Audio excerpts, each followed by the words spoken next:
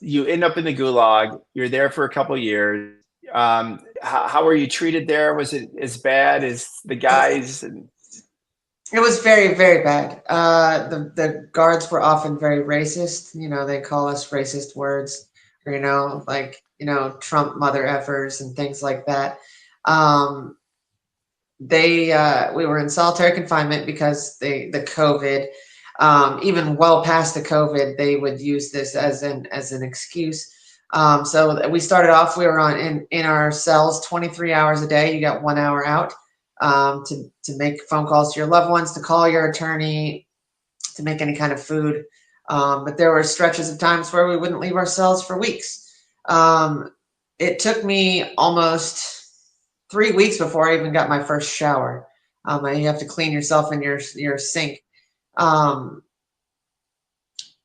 I mean, Horrible. there's the beating of Ryan Samsel that happened. Three guards zip tied his wrists to his ankles, and then they beat him to the point where he almost lost an eye. Jake Lang was beaten for singing the national anthem. Um, Another man was maced for not wearing his COVID mask properly. It was like up to here, not over his nose, and so she just pulled her can out and sprayed him in the face. Things like that. They targeted me, especially after my trial, going through my discovery, threatening to beat me and if I didn't give them attorney-client privilege materials, and all of this was documented.